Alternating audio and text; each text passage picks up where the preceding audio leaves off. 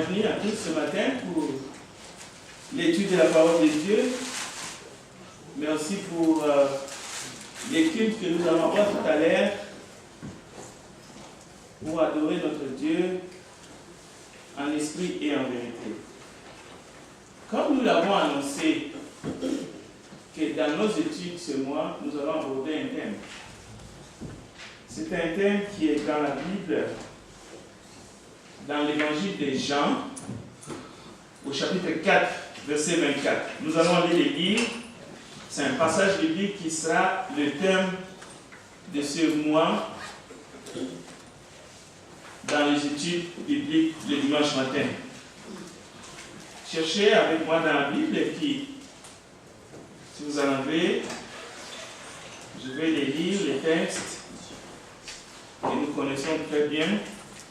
Et ces études sont présentées sous forme de conférences. Donc, je présente l'étude et je vais prendre des questions après. Donc, cherchons Jean 4, verset 24, s'il vous plaît. Je vais les lire ici devant.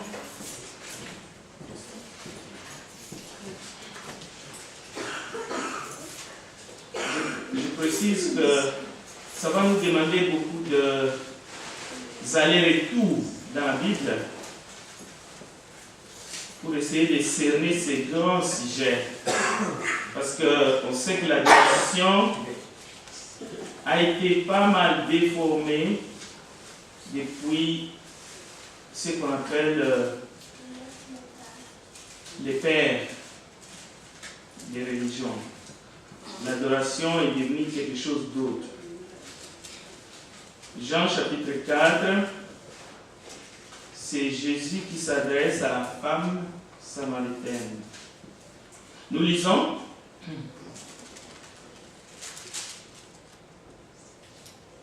Dieu est esprit. Il faut que ceux qui l'adorent en esprit et en vérité. Donc nous avons ici un commandement, mais en même temps, c'est une vérité qui sort du cœur du Seigneur, qui montre ce que tous les adorateurs devront faire dans la nouvelle alliance. Parce que nous devons mettre quand même de balises, sinon on ne va pas s'en sortir. Donc nous ne parlerons pas de l'adoration avant la loi ou dans la loi. Nous parlerons de ce que Jésus est venu innover dans sa chair.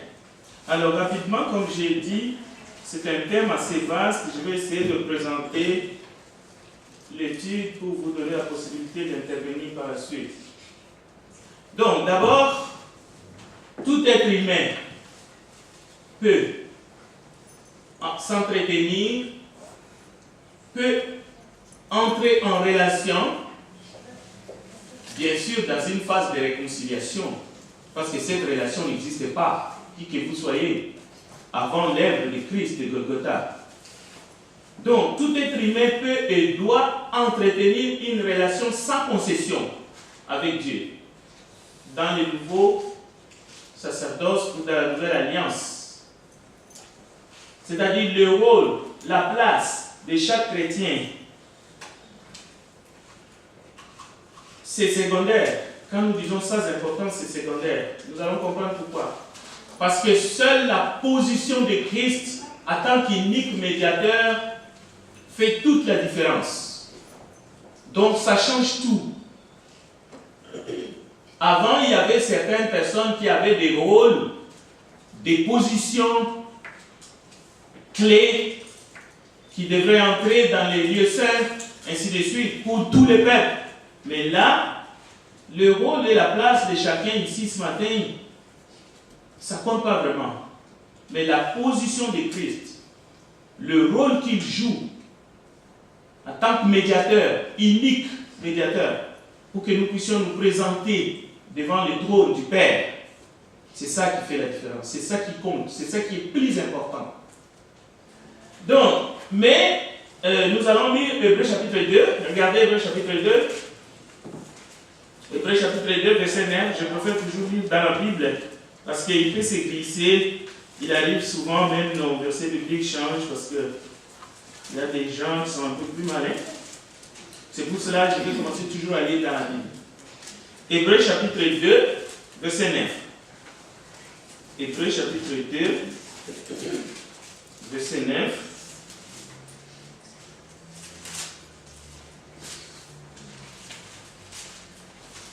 Le texte nous dit,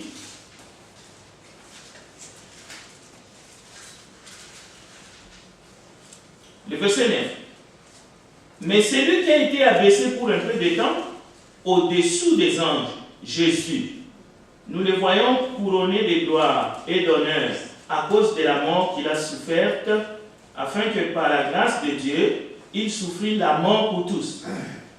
Il convenait en effet que celui pour qui et par qui sont toutes choses et qui voulait conduire à la gloire beaucoup de fils, éleva à la perfection par les souffrances le prince de leur salut.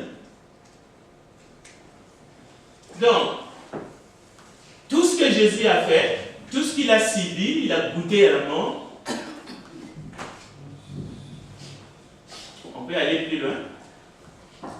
Afin de réduire à l'impuissance par sa mort celui qui a la puissance de la mort, c'est-à-dire le diable, tout cela afin que tout être humain puisse adorer, afin que tout être humain puisse s'approcher du trône de la grâce, mais retenez ceci, avec assurance.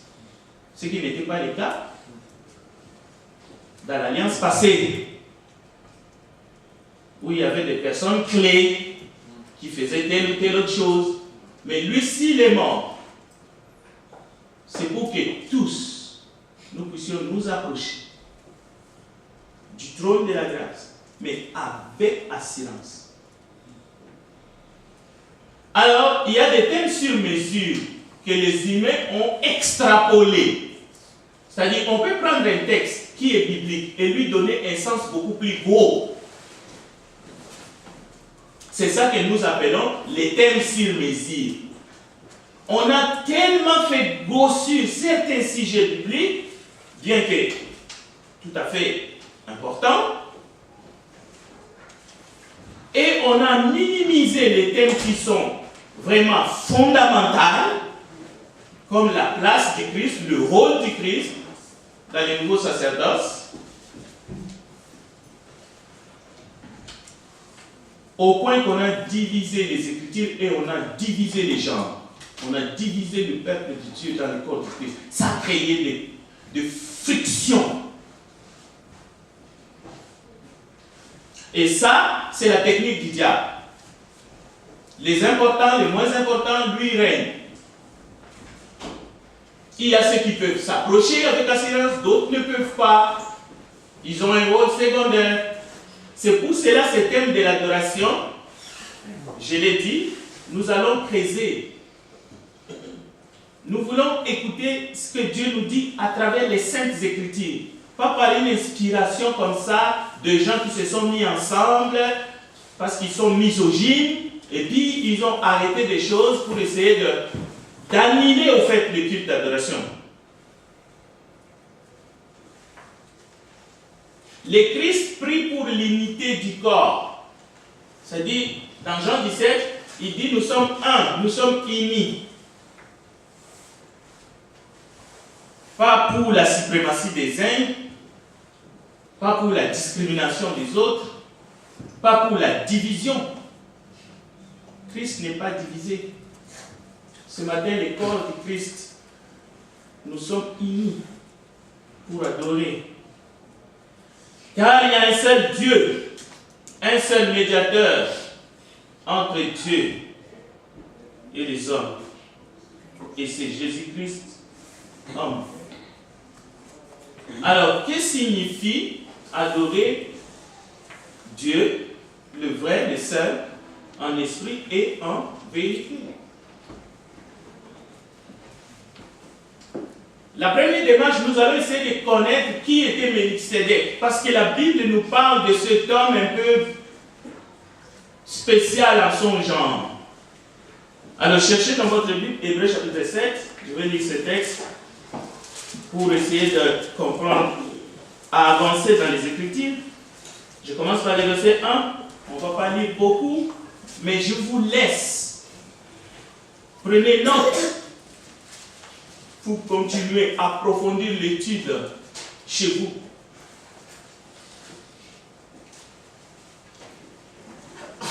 En effet, c'est Melchisédek, roi de Salem, sacrificateur du Dieu très haut, qui alla au-devant d'Abraham lorsqu'il revenait de la défaite des rois qui le bénit, et à qui Abraham donna la dîme des tours, qui est d'abord roi de justice, d'après la signification de son nom. Ensuite, roi de Salem, c'est-à-dire roi de paix. Et le verset 3. C'est ici. C'est ce détail-là qui est important. Tout est important.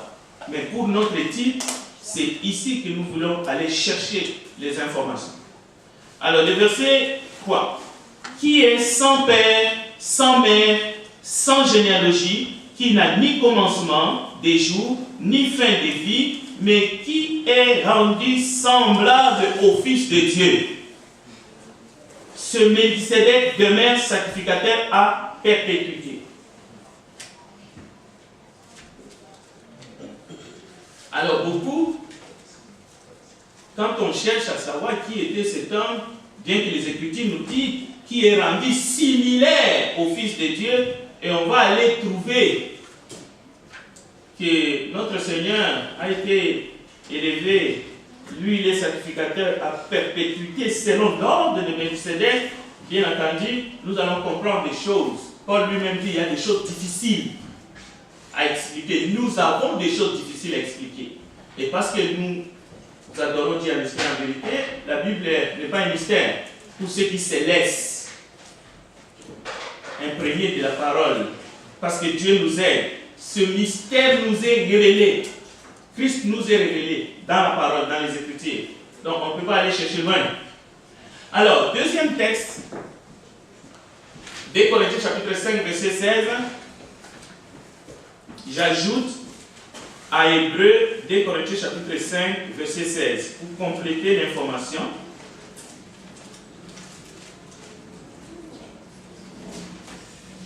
Alors, nous lisons à partir du verset 16. Écoutez bien les textes. Si vous avez des questions, je vais les prendre par la suite.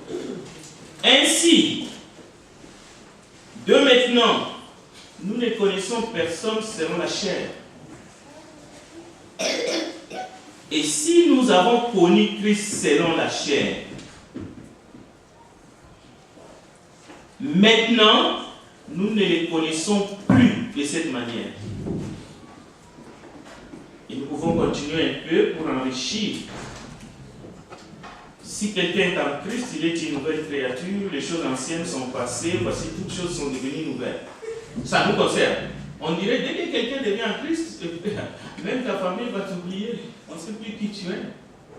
On ne peut plus te juger par rapport à ton passé. Mais ce n'est pas seulement ça. Nous aimons bien, oui, je suis en Christ, tout ce que j'ai fait du mal, c'est oublié. Mais la Bible ne dit pas seulement les choses anciennes sont passées, mais toutes choses deviennent nouvelles, toutes choses. On ne peut pas s'accrocher à une vie matérielle, à une vie, comment dirais-je, à des imperfections. Nous sommes imparfaits, oui. Où est-ce qu'on veut en venir? Est-ce que nous allons regarder qui sommes-nous en Christ, mais nous y reviendrons. Nous y reviendrons. Qui sommes-nous? Et le verset 19, nous touchons les ministères. Et le verset 18, et tout cela vient de Dieu, donc ça ne vient pas de nous. On ne peut pas se glorifier. Quelqu'un ne peut pas dire, je fais tellement des efforts que je suis ce que je suis en Christ. La glorification de la chair n'a pas sa place. Regardez les textes disent, toutes choses sont devenues nouvelles. Tout cela vient de Dieu qui nous a réconciliés avec lui par Christ et qui nous a donné le ministère de la réconciliation. Car Dieu était en Christ, réconciliait le monde avec lui. Il nous donne le ministère de la réconciliation. C'est plus important. Ça fait partie de notre thème, du sacerdoce, de notre communion avec Dieu, de l'adoration. On n'adore pas seulement Dieu en esprit en vérité, mais Dieu nous dote du ministère, Dieu nous donne, Dieu nous confie. Et ceci concerne chaque membre du corps du Christ, le ministère de la réconciliation. Nous n'offrons pas seulement des victimes spirituelles, mais il nous a donné le ministère de la réconciliation. C'est toute personne qui est devenue nouvelle en Christ qui reçoit ce ministère. Il n'y en a pas ceux qui en ont et ceux qui n'en ont pas. C'est le plus grand ministère, on peut dire. En plus du ministère sacerdotal qui touche l'adoration, la raison même de notre vie après notre nouvelle naissance. Donc, tout commence par la réconciliation. Et ça déboule par la nouvelle naissance, suivie par le ministère que Dieu nous colle, qui est le ministère de la réconciliation. Vous voyez? Tout commence par la réconciliation. Et ça passe par la naissance nouvelle. Nous passons par la naissance nouvelle. Toute chose devient nouvelle. Et il y a le ministère de la réconciliation. Et regardez les sujets qui fait tabac dans le monde. C'est le ministère, les dons de ces ministères. Qui sont ceux qui en ont, qui ceux qui n'en ont pas, qui n'ont pas droit au ministère. De quel ministère ces gens partent-ils? Le plus important, l'adoration. Nous verrons même c'est quoi l'adoration. Il y en a qui ont confondu l'adoration par un chant de cantique le dimanche matin. Ce n'est pas seulement ça l'adoration. Et nous verrons que Satan n'a pas demandé à Jésus de lui chanter un chant. Quand il lui dit prosterne-toi et m'adore. Est-ce qu'il a demandé un cantique à Jésus? Non. Donc ne confondez pas l'adoration à un cantique spirituel seulement. Même si en chantant, nous louons Dieu. L'adoration c'est beaucoup plus profond que ça. Et ne pensez pas que nous venons adorer seulement ce matin. Ce serait complètement faux, même débile.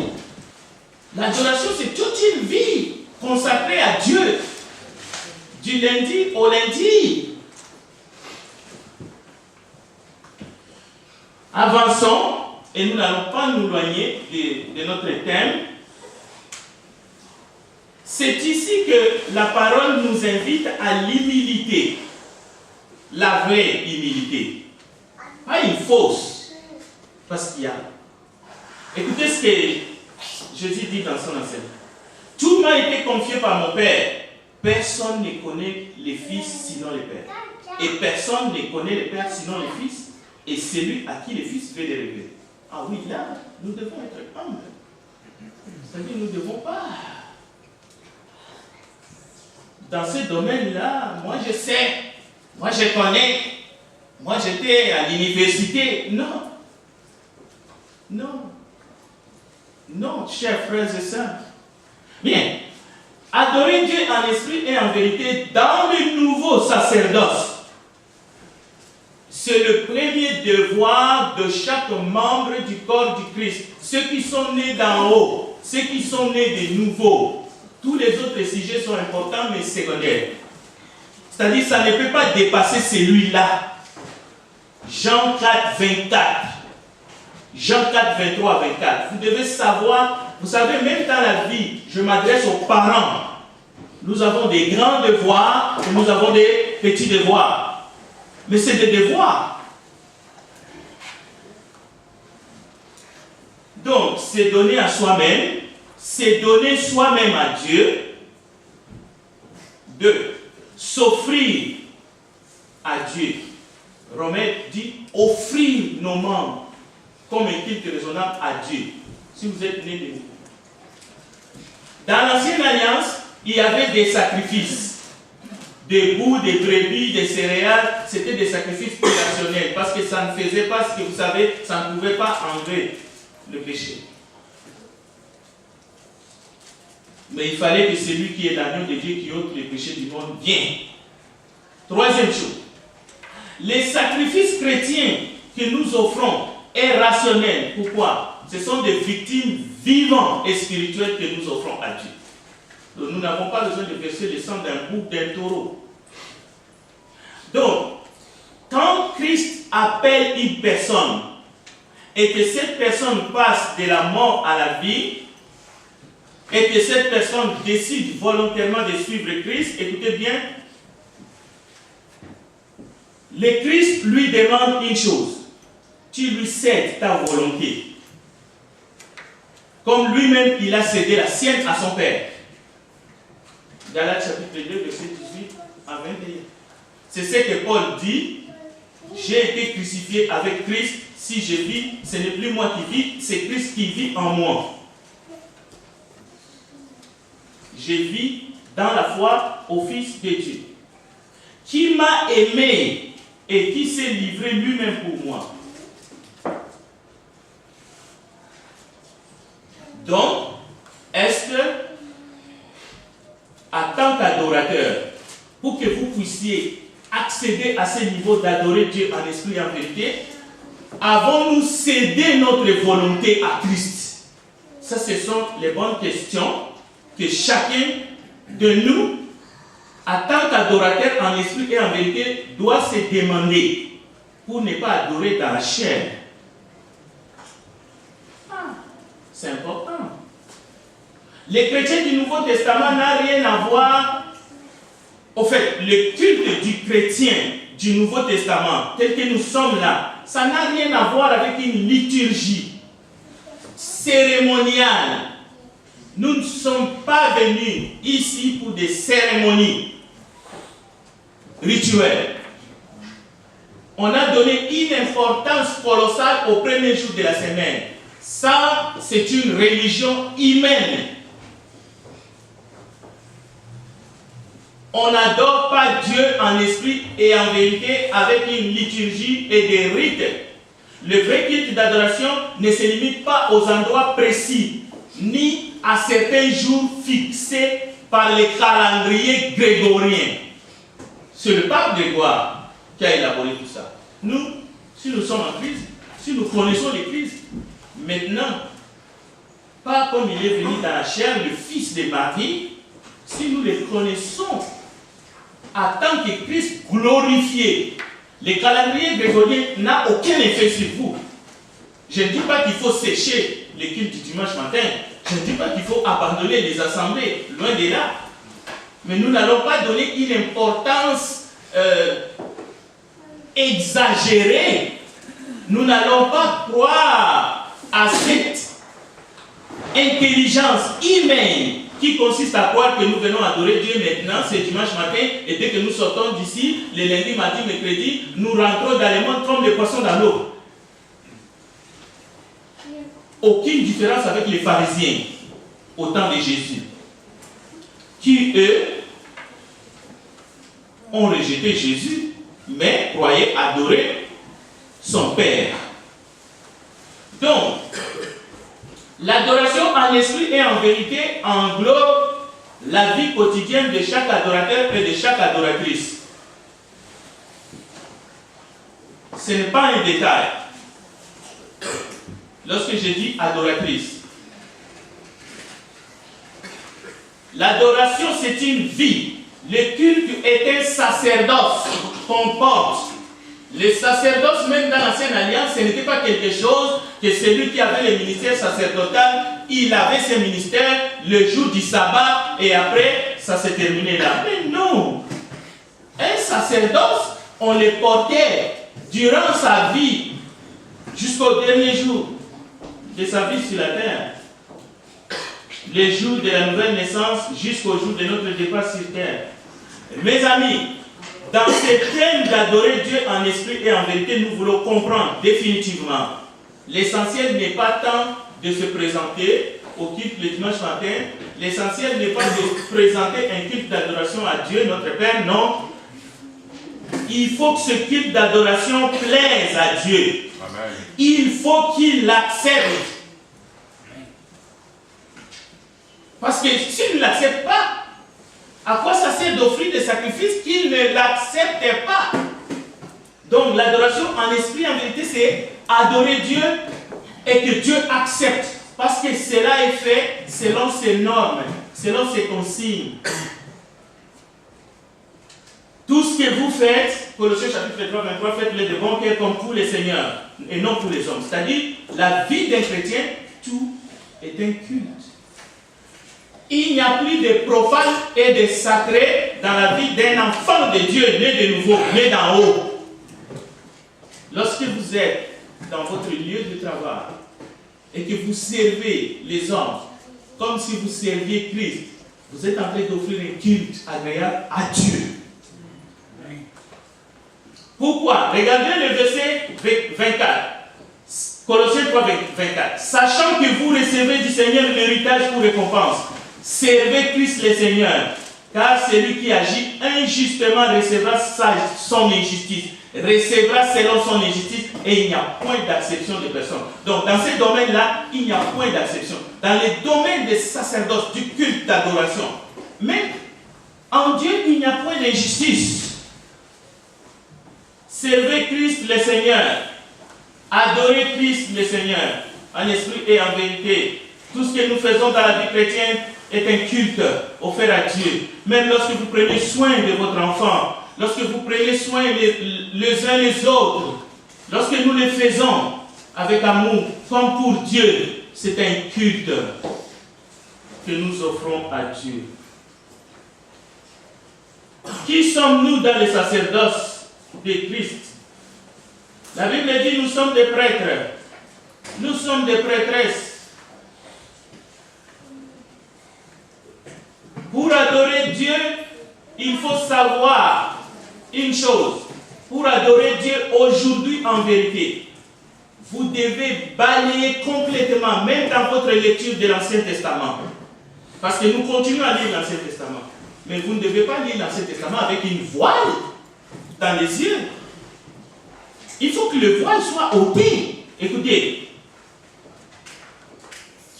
il faut savoir que les prêtres lévites de la famille d'Aaron, selon les sacerdoces lévitiques, n'existent plus. Parce qu'eux, ils étaient des intermédiaires entre Dieu et le peuple juif.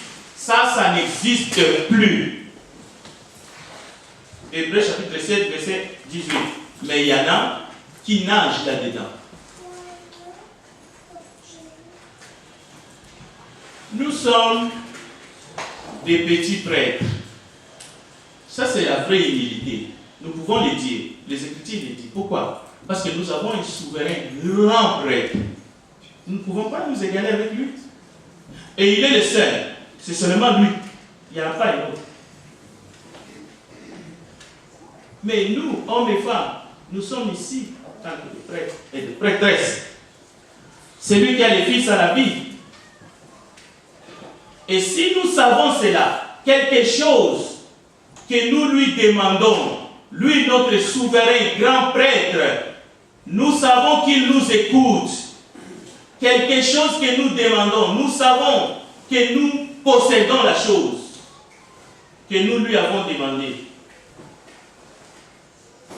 Mais nous devons être vigilants. Pourquoi? Parce qu'il y a l'apostasie. Dès Thessaloniciens chapitre 3, chapitre 2, verset 3 à 4, il y a l'apostasie. C'est pour cela Paul dit aux Thessaloniciens que personne ne vous séduise. Il y a l'apostasie.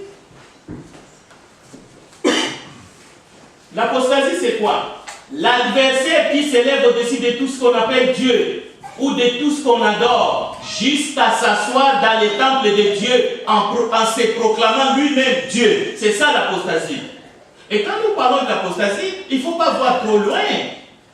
Il ne faut pas seulement juger les autres. Suivez bien ceci. Le culte de personnalité bat le plein dans toutes les sphères de la vie. Le culte de la personnalité, l'adoration de personnes humaines dans toutes les sphères. Dans la vie politique, dans la vie de famille, il y a des petits dieux qui veulent qu'on les adore. C'est de l'apostasie. Dans la vie de famille, la Bible dit la femme doit respecter son mari et le mari doit aimer sa femme. Ça se limite là. Mais même dans la vie des couples, il y a l'apostasie. On s'adore l'un l'autre. Et lorsqu'on en arrive là, on ne peut pas adorer le vrai Dieu du ciel en esprit et en vérité. Que personne ne vous séduise. Amen.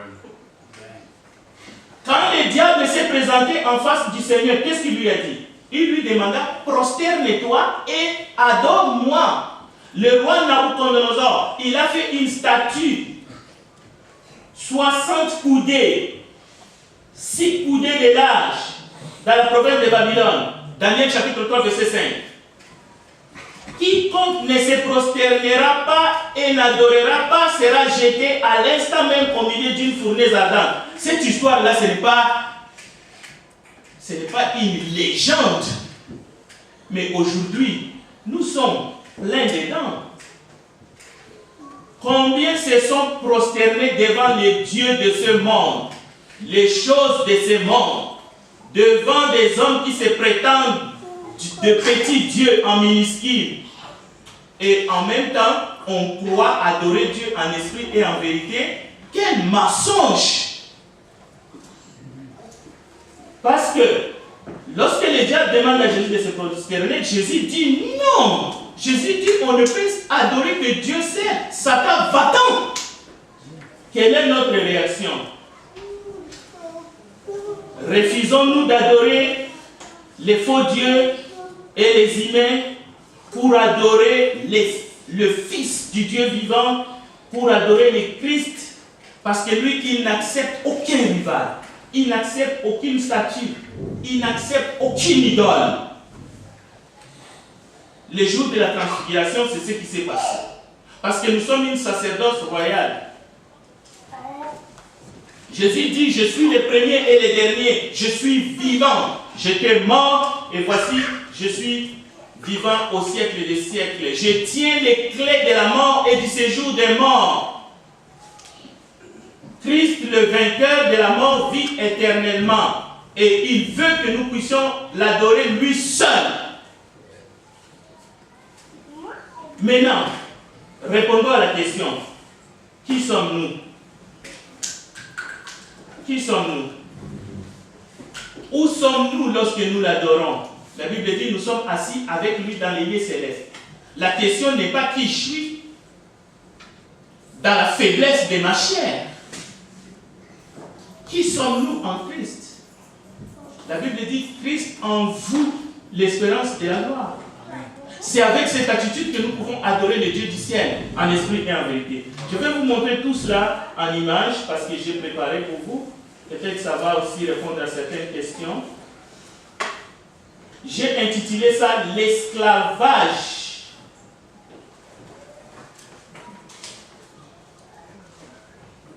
Voilà. Il y a les sacerdoces divins dont nous parlons spirituels, mais il y a les sacerdoces humains. Il y a l'adoration de la bête, l'adoration, les sacerdoces humains et l'adoration du Dieu en esprit et en vérité. Et l'esclavage spirituel, c'est la racine de toute forme d'esclavage. Lorsque l'humain adore un autre humain. Plusieurs pratiques religieuses aujourd'hui, avec les calendriers grégoriens que je vous ai parlé, il y a même aussi un calendrier arabe dans nos sociétés. Beaucoup de sectes évangéliques prêchent quoi? Ils prêchent les richesses matérielles, le mariage radieux, des carrières professionnelles brillantes, une stabilité financière, une vie sans souffrance, une santé de fer, tout cela pour une prière, parce qu'on a donné quelques sacrifices à un homme qui se croit doté de pouvoirs mystiques. Mais la vraie évangile, l'adoration en esprit et en vérité, prône quoi? La vie éternelle en Christ et le pardon de péché en son nom. Ça, c'est unique là. Toutes ces choses ne sont pas mauvaises. Ce n'est pas mauvais de prier pour la santé de nos parentés, et ainsi de suite. Mais est-ce que c'est cela le message? C'est cela le message de l'évangile? C'est cela qu'il faut mettre en avant pour remplir les salles et demander de l'argent en compensation? Si vous prêchez un évangile terrestre, sachez que vous n'êtes pas en train de servir les dieux vivants. Vous êtes en train de servir les hommes, mais sans Christ. Parce que Jésus a dit toutes ces choses nous seront données. Aujourd'hui, on croit que les veaux d'or, c'est une légende. Mais il y a des veaux d'or dans notre société, et surtout dans les domaines de l'adoration. Il y a des gens qui adorent Mammon, et le dimanche matin, ils viennent dans une salle, là où Christ va descendre pour bénir, donner des bénédictions, et quand ils sortent, ils ressortent leur idole, ils ressortent leurs statues, ils rentrent dans des cultes d'adoration humaine, purement humain. Ils mettent les gens sur des stèles. Jésus dit, Moïse ne vous a pas donné le pain qui vient du ciel. Parce qu'il y a des gens qui ont suivi Jésus parce qu'ils ont mangé du pain. La foule qui était autour de Jésus, ils ne venaient pas pour l'évangile. La parole de Dieu qui est esprit et vie, ils venaient pour autre chose. À Babylone, 3 garçons ont résisté. C'était des hommes qui avaient du sang. Shadrach, Meshach et Abednego. Nebuchadnezzar, il s'est servi de son autorité politique pour imposer un certain type d'adoration. Daniel chapitre 3. Ces jeunes gens, ils ont dit non, N-O-N, comme Jésus avait dit à Satan. Si nous sommes capables, dans ce 21e siècle, de comprendre ces choses, de refuser d'être des esclaves des hommes, nous allons adorer Dieu en esprit et en vérité. Dieu cherche de vrais adorateurs qui l'adorent en esprit et en vérité. Paul a dit, si je cherchais à plaire aux hommes, je ne suis plus serviteur de Christ. Amen. Donc, nous devons comprendre le Dieu devant qui nous sommes venus ce matin. Chacun doit savoir que ce matin, vous vous approchez du trône de la grâce et vous n'avez pas besoin de notre intermédiaire, si ce n'est le Christ, le grand souverain sacrificateur qui est là-haut et qui prie pour nous. Ce matin, vous devez vous avancer, chers frères, chères sœurs, que personne ne vous séduit, que personne ne vous trompe, que personne ne vous dit non, restez là, moi je vais aller devant pour vous. Non!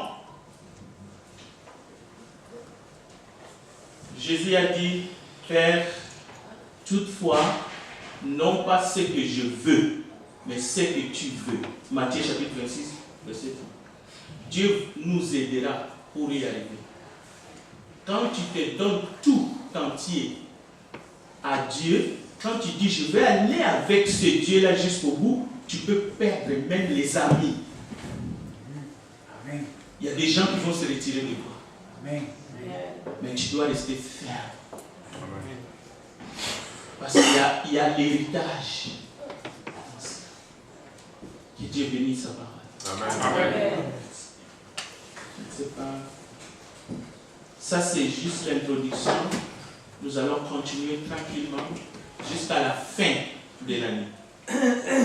Parce que cette année va s'évanouir bientôt.